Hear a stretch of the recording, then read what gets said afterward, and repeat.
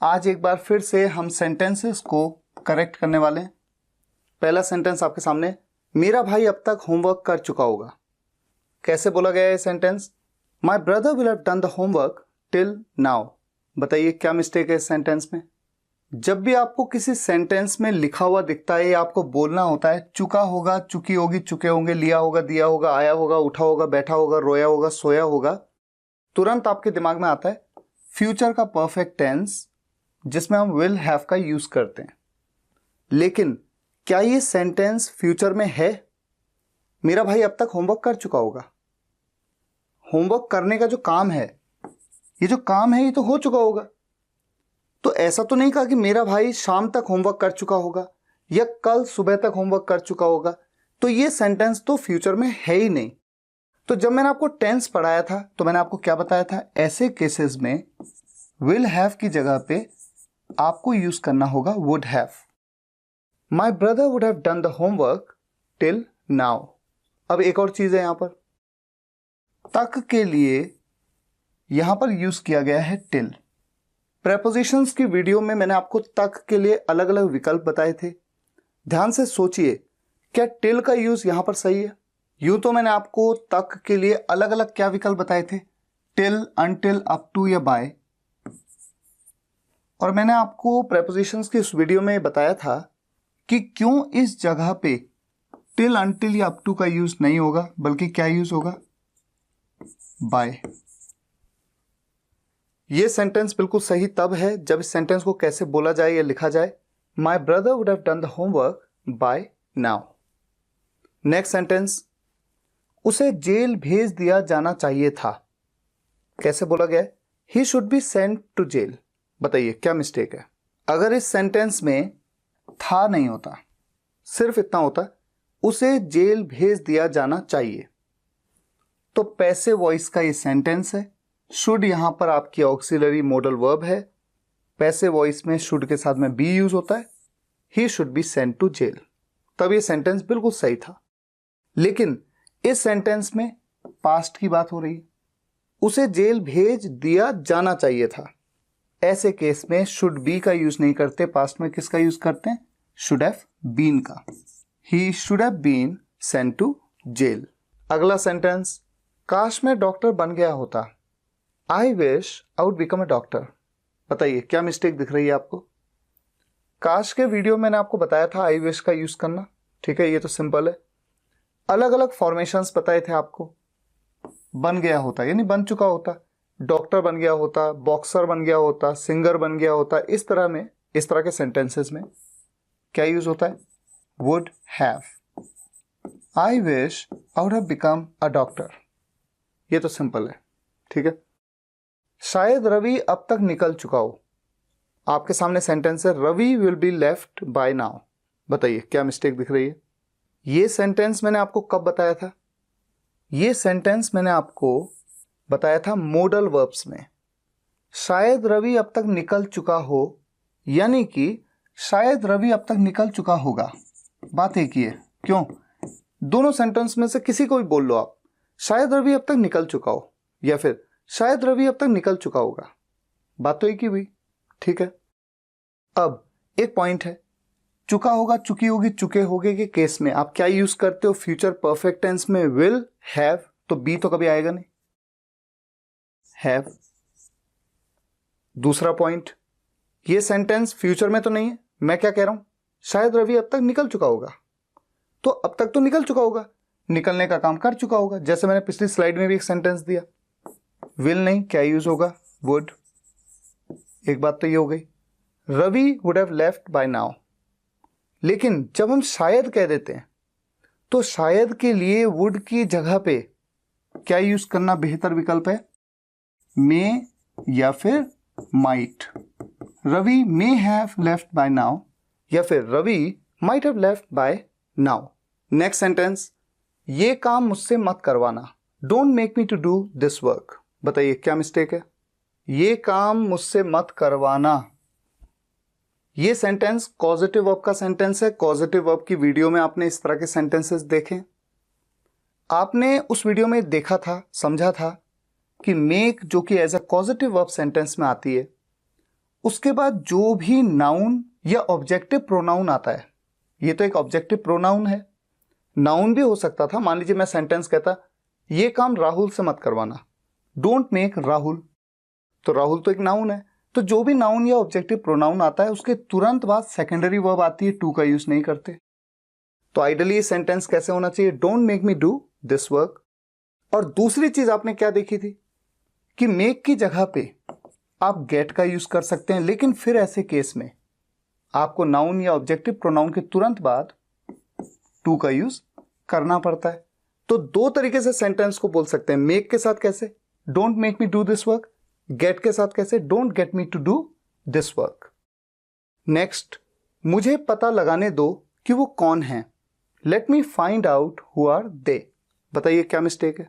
इस सेंटेंस में मैं आपसे कुछ पूछ थोड़ी रहा हूं कि वो कौन है, तो फिर यहां पर क्वेश्चन मार्क क्यों आया? नहीं आना चाहिए, फुल स्टॉप। और चूंकि यहां पर कोई क्वेश्चन नहीं है, बल्कि मैं तो आपको बता रहा हूं कि मुझे पता लगाने दो वो कौन है, मुझे पता लगाने दो, लेट मी फाइंड आउट कि वो कौन है। अब की के लिए यहां पर दैट का यूज क्यों नहीं हुआ?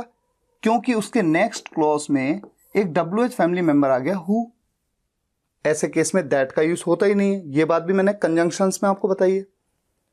और चूंकि यहां पर ये क्वेश्चन नहीं है, ऐसे केस में दे का यूज आर से पहले होगा, who they are, let me find out who they are. अगला सेंटेंस, तुमने मुझे वहां कभी नहीं जाने दिया, you let me never went there. ये सेंटेंस दिख रहा है आपको? बताइए क्या मिस्टेक है? ये सेंटेंस किस तरह का है? जाने दिया।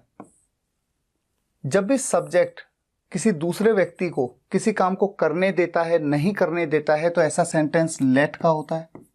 लेट के वीडियो में बताया आपको, ये as a main verb use होती है सेंटेंस में। सेंटेंस की मेन वर्ब है लेट।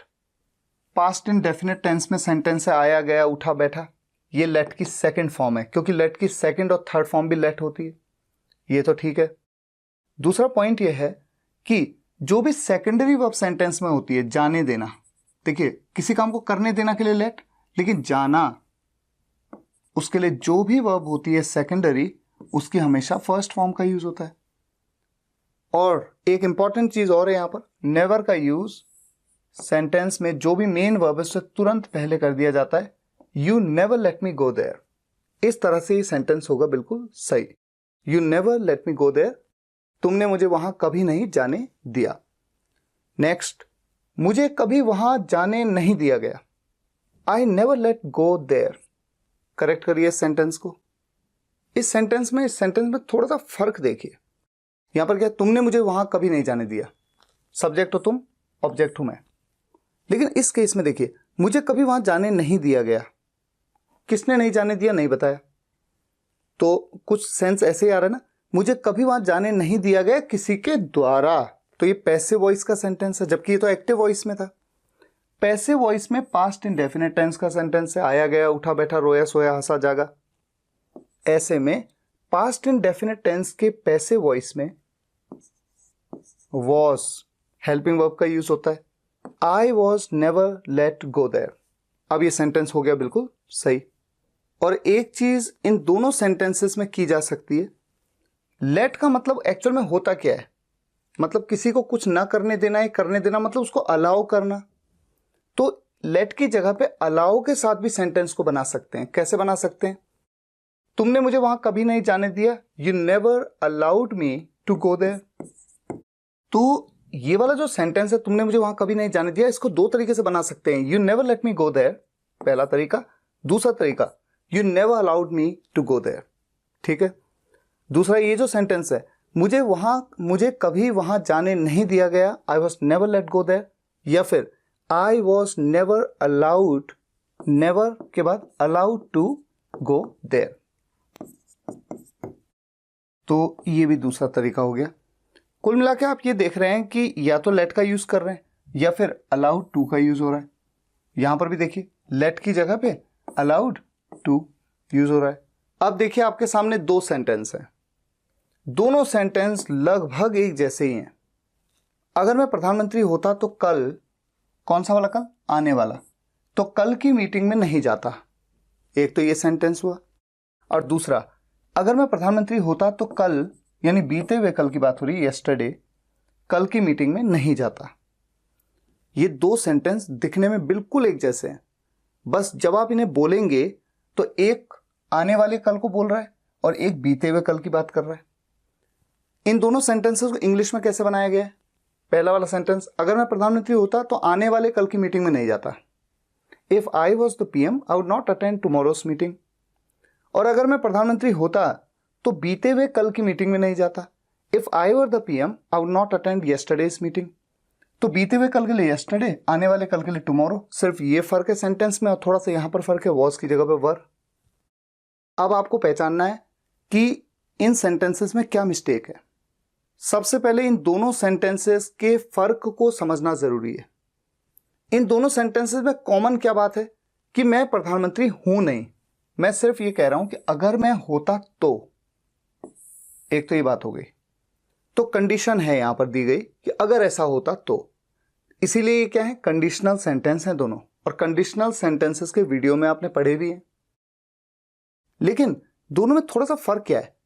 पहले सेंटेंस में मैं कह रहा हूं कि अगर मैं प्रधानमंत्री होता तो कल की मीटिंग में नहीं जाता, जो कि आएगा जो कल। ऐसा हो सकता है कि मुझे आज शाम को ही प्रधानमंत्री बना दिया जाए और तब मैं कल की मीटिंग में ना जाऊं। ये तो पॉसिबल है ना। मैं यही तो कह रहा हूं कि अगर मैं प्रधानमंत्री होता तो मैं तो कल की मीटिंग में नहीं जाता, और वो कल है आने वाला कल। तो ये पॉसिबल है कि मुझे प्रधानमंत्री बनाया जा सकता है। ये पॉसिबल है ना। तो पॉसिबल, जब भी कोई स्टेटमेंट पॉसिबल हो, ऐसा सेंटेंस होता है टाइप 2 का। और अब ये सेंटेंस देखिए।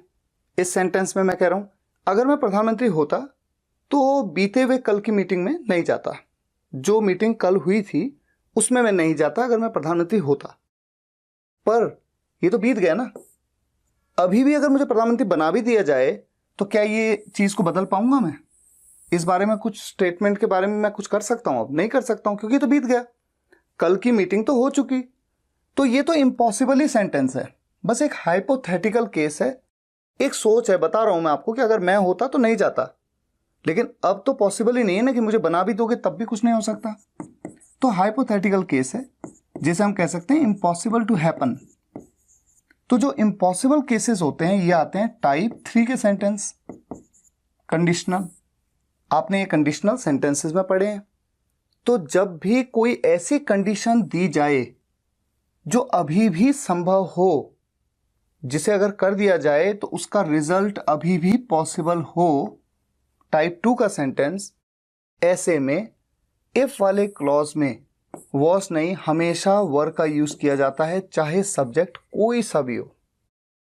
और जो सेकंड वाला क्लॉज है उसमें वुड का यूज करते हैं। तो अब ये सेंटेंस बिल्कुल सही हो गया, if I were the PM I would not attend tomorrow's meeting.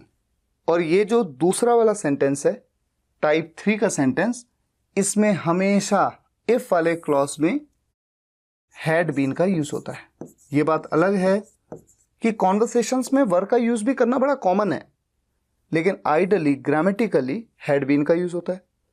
और जो दूसरा वाला क्लॉज है उसमें वुड नहीं, वुड हैव का यूज होता है। तो वुड नॉट, हैव, और उसके बाद अटेंड नहीं, क्या यूज होगा, अटेंडेड। अब ये सेंटेंस बन गया बिल्कुल सही। If I had been the PM I would not have attended yesterday's meeting. तो आपने देखा कि कितना कमाल का कॉन्सेप्ट होता है कंडीशनल सेंटेंसेस का। कितना छोटा सा डिफरेंस है सेंटेंसेस में जब बोल रहे हैं हम। एक में हम उस चीज के बारे में बोल रहे हैं जो आने वाला भविष्य है, यानी उसमें पॉसिबिलिटी है, और एक में हम उस चीज के बारे में बात कर रहे हैं जो कि अब वापस हो ही नहीं सकता, क्योंकि वो तो बीता हुआ कल है। तो आज के इस वीडियो में हमने पिछले वीडियो की तरह ही सेंटेंसेस को करेक्ट किया है, लेकिन मुझे उम्मीद है कुछ चीजें आपने नई सीखी होंगी। और ऐसा भी हो सकता है कि कुछ कॉन्सेप्ट जो आपने पढ़े हुए हैं लेकिन उनका रिवीजन हो गया, कहीं ना कहीं वो थोड़ा मिस हो रहे थे, उनका रिवीजन हो गया। तो फिलहाल आज के इस वीडियो में यहीं तक। अगर आपको ये वीडियो पसंद आया हो, वीडियो को लाइक और शेयर जरूर करिएगा। कमेंट्स में बताइएगा कैसा लगा। मिलते हैं नेक्स्ट वीडियो लेक्चर में, तब तक के लिए टेक केयर, गुड बाय।